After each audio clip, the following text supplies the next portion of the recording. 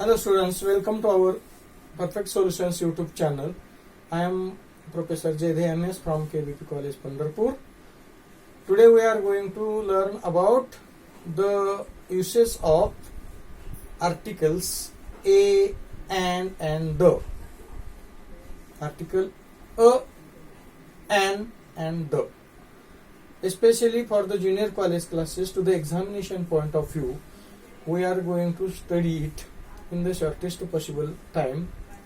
Let's see, as you are very well known about article a and the. Article a and this is called as indefinite article, and article the is called as a definite article.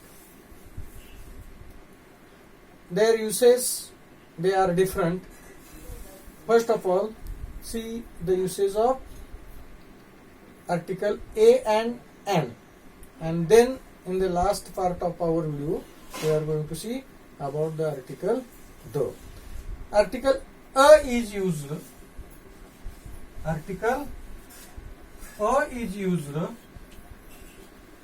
to denote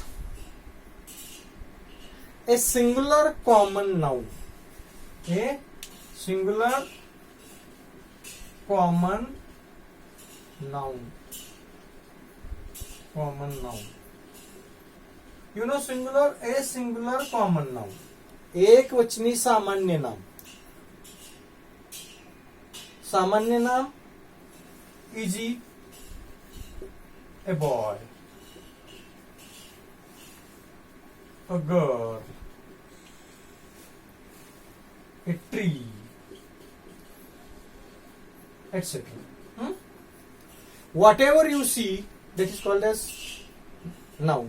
noun म्हणजे तरी काय असतं? नाम. जे तुम्हाला दिसतं, एखाद्या वस्तूला दिलेल्या नावाला नाम असं म्हणतात. A name given to a thing is called as a noun. आणि त्याचं जर एक वचन असेल, ते व्यक्त करायचं असेल, ए सिंग्युलर, तर त्याच्या अगोदर आर्टिकल अ वापरलं जातं. त्याचबरोबर महत्वाची गोष्ट म्हणजे आपल्याला सिंग्युलर कॉमन नाउन आणि त्याच्यामध्ये महत्वाची गोष्ट म्हणजे तुम्हाला सांगायचं म्हणजे कॉन्सोनंट. मात्र त्याची सुरुवात कॉन्सोनंट म्हणजे व्यंजनानं झाली पाहिजे. That should begin with A consonant. Consonant, there are 26 letters. Out of them 21 consonants are there, except a, e, I, o, u. All remaining these are consonants. P, B, T, D, K, G. Okay? So, before that, a singular. लक्षात ठेवा, ते एक वचन असलं पाहिजे. Article an is used before a singular common noun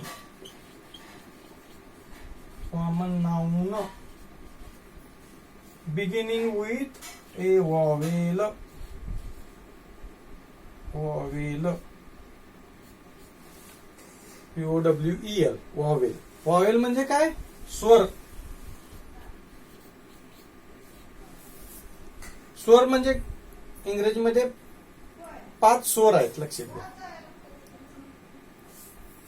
A, E, I, O, U. लक्षात घ्या, महत्वाचं. A, E, I, O, U. One thing to be noted, एक महत्वाची गोष्ट लक्षात ठेवायचं आहे. हे जे कॉन्सोनंट आहे किंवा वॉवेल आहे, याचा स्वर साऊंड महत्वाचा आहे. साऊंड इथं शब्द महत्वाचा आहे. सगळ्यात महत्वाचा शब्द आहे बघा, साऊंड.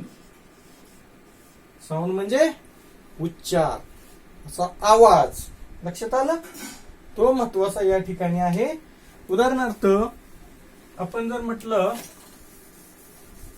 एन, आपण आता लिहिलेलं होतं बघा खाली an. An umbrella, an ink pot, an apple, etcetera. हे पण एक वचनीच आहे, परंतु त्याची सुरुवात मात्र यू आय ए अशा वॉवेलनं झालेल्या स्वरानं जर असं असेल तर त्याच्या पुढे आपण काय करतो, आर्टिकल एन वापरतो. लक्षात आलं? Article an is used to express, denote a singular common noun beginning with a vowel A, E, I, O, U.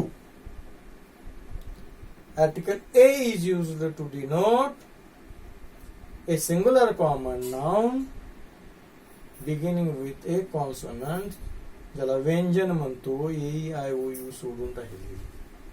लक्षात आलं? दिस इज द बेसिक इन्फॉर्मेशन. याचा सुरुवातीला जर आपण पाहिलं तर असं पद्धतीनं आपल्याला त्याचा वापर लक्षात येऊ शकतो. आता प्रत्यक्षात त्याच्यानंतर पुन्हा काही गोष्टी आहेत आपल्याला, त्या मात्र आपल्याला खास स्पेशल लक्षात ठेवायच्या आहेत. त्याच्यामध्ये एक गोष्ट आहे की ह्यामध्ये गोष्ट महत्वाची कोणती, तर तो आहे साऊंड. त्यानंतर तुमच्या लक्षात येईल एखादी गोष्ट आली असेल कदाचित की आपण काय म्हटलेलं आहे, ए सिंग्युलर कॉमन नाउन. तर समजा एखादं नाव आहे, एखाद्या व्यक्तीचं नाव आहे अजय, अनिता, ही काय आहेत? ही जी आहे ती अजय किंवा अनिता आपण म्हटलं ही काय आहेत, ही प्रॉपर नेम आहेत. प्रॉपर, ही प्रॉपर नाव आहेत. लक्षात आलं का? अजय, अनिता एखाद्या व्यक्तीला दिलेलं नाव आहे ते प्रॉपर नाउन असतं. लक्षात घ्या. आणि त्याच्या पुढे काय कुठलंही आर्टिकल येत नाही. समजा I am Ajay, I am Ajay, तर आपण त्याच्या पुढे काय होतं, काहीच येत नसतं. त्याच्या पुढं जरी इथं ए असलं तरी एन अजय होत नाही किंवा ए अजय होत नाही. त्याच्या पुढे आर्टिकल येत नसतं. म्हणजे लक्षात आलं, कॉमन नाउन सिंग्युलर पर्सन. लक्षात आलं? याच्या वेळेला आपण काय करू शकतो, आर्टिकल ए अँड एन वापरलं जातं. कशासाठी, तर कॉन्सोनंट असेल तर ए. लक्षात ठेवा नीट. कॉन्सोनंटचं सोपं सांगतो मी, त्याची यादी करत बसत नाही, वेळ नाही. ए, ई, आय, ओ सोडून, ए, ई, आय, ओ, यू सोडून उरलेली 21 जी आहेत ती काय आहेत, कॉन्सोनंट आहेत आणि त्याच्या उच्चारावर अवलंबून आहे. लक्षात घ्या. आणि हे लक्षात जर तुमच्या आलं तर मग आता उदाहरणार्थ आपण 1-2 उदाहरणं जर पाहिली तर तुमच्या लक्षात येईल. I met dash person.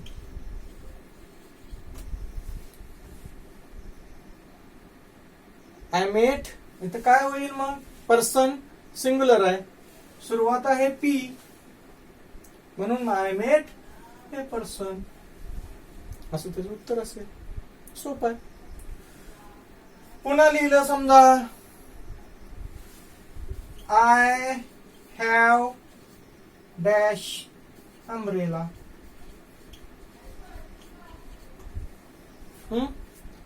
या ठिकाणी जर तुम्ही विचार केला तर आय हॅव अन अम्ब्रेला असं त्याचा अर्थ होईल.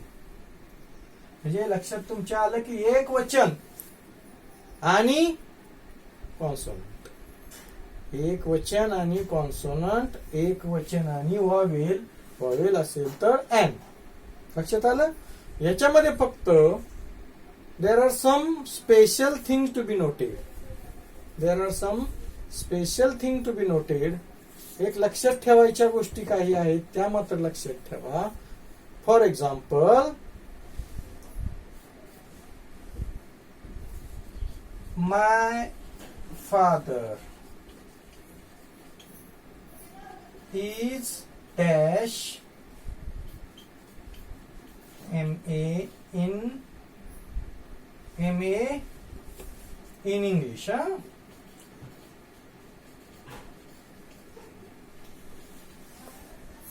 जर असं वाक्य असेल, रिराइट युजिंग प्रॉपर आर्टिकल असं म्हटलं तर इथं काय होईल? तुम्ही my father is dash MA in English. आता तुम्ही काय म्हणणार? इथं तुम्ही लगेच म्हणणार यम आहे आणि मग AEIOU ए म्हणणार तुम्ही. तर हे चूक आहे. मग काय म्हणायचं? तर तिथं पाहिजे एन MA. तुम्हाला प्रश्न पडला असेल आता एन MA कसं काय बरं? तर एन MA त्याचं कारण आहे, लक्षात ठेवा. मी तुम्हाला सांगितलेलं आहे साऊंड. काय म्हटलं मी? Consonant vowel sound. तिचं तो तर लेटर नव्हे, साऊंड. आता MA जर तुम्ही म्हणाला तर MA कसं लिहिता? तो यम हे आहे का? ये आलं लक्षात? ए जर असेल तर काय होतं? AEIOU म्हणून NMA. म्हणून तुम्हाला आता मी काही त्यातल्या अपवादात्मक केसेस आहेत त्याची माहिती तुम्हाला मी देणार आहे थोडक्यात. अगदी बघा. लक्षात आलं का NMA कसं आहे ते? जरी एम असलं ते कॉन्सोनंट मध्ये जात असलं तरी त्याचा उच्चार मात्र एम असा होतो. माय फादर इज अ BA आपण म्हणू शकतो, पण NMAच म्हणायला पाहिजे. लक्षात आलं? आता मी तुम्हाला त्याची लिस्टच बनवून देतो म्हणजे मग तुमच्या लक्षात हे येऊ शकेल. उदाहरणार्थ बघा, समजा MA म्हटलं, आता मी लिहिलं तेच MA. त्यानंतर MBBS.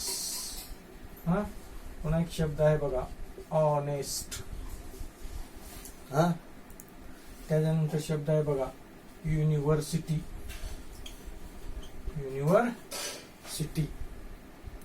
युनिटी.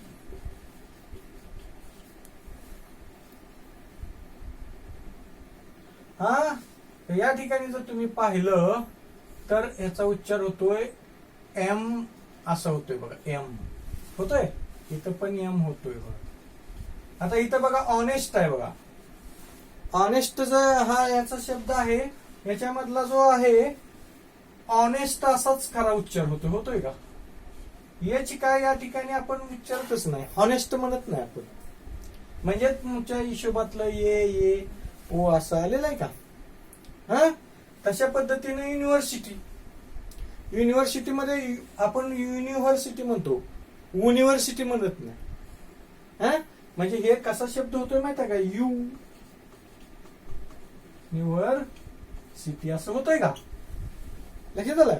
म्हणून हे सुद्धा हे काय होतंय या ठिकाणी. आता इथं जर तुम्ही म्हटलं AEIOU तर तुम्ही काय म्हणणार? ए युनिव्हर्सिटी. लक्षात घ्या, काय होईल इथं? ए युनिव्हर्सिटी.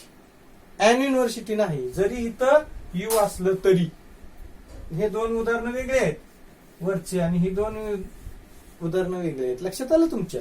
इथं सुद्धा युनिटी अशा पद्धतीचा शब्द आहे बघा. इथं पण वाय आहे म्हणून इथं एच येणार आहे पहा. एन युनिटी नव्हे. आलं लक्षात? युनिव्हर्सल आहे बघा. युनिव्हर्सल तर ह्याचा सुद्धा उच्चार होतोय वायू म्हणून ए युनिव्हर्सल थिंग अशा पद्धतीने त्याचा उच्चार होऊ शकतो. लक्षात येत आहे? म्हणून जर उच्चारावर त्या ठिकाणी काही नाही, म्हणजे उच्चारावरच काय आहे, काही नाही नव्हे, बरंचसं काही उच्चारावरच आहे. त्या तुमच्या लेटरवर काय नाही. म्हणजे तुमचं जरी इथं जरी एम असलं किंवा इथं जरी तुमचं एच असलं तरी सुद्धा काय होतंय या ठिकाणी NMA and MBBS होते. आणि इथं जर तुम्ही बघितलं, जरी यू असलं या ठिकाणी, तरी सुद्धा येतं मात्र काय होतंय, ए युनिव्हर्सिटी अशा पद्धतीनं त्याचा उच्चार होतोय. लक्षात आलं तुमच्या? म्हणून अशा पद्धतीनं पहिल्यांदा आपण आजच्या आपल्या व्हिडिओमध्ये ए अँड एन पाहिलेला. आता पुढच्या व्हिडिओमध्ये आपण काय करणार आहोत, डायरेक्ट आपल्याला द चा वापर करायचा आहे. तर त्या द चा कसा वापर केला जातो हे आपण पुढच्या आपल्या व्हिडिओमध्ये पाहू. Let's see how definite article the is used in our next lecture. Till next lecture, stay home, stay safe. Thank you.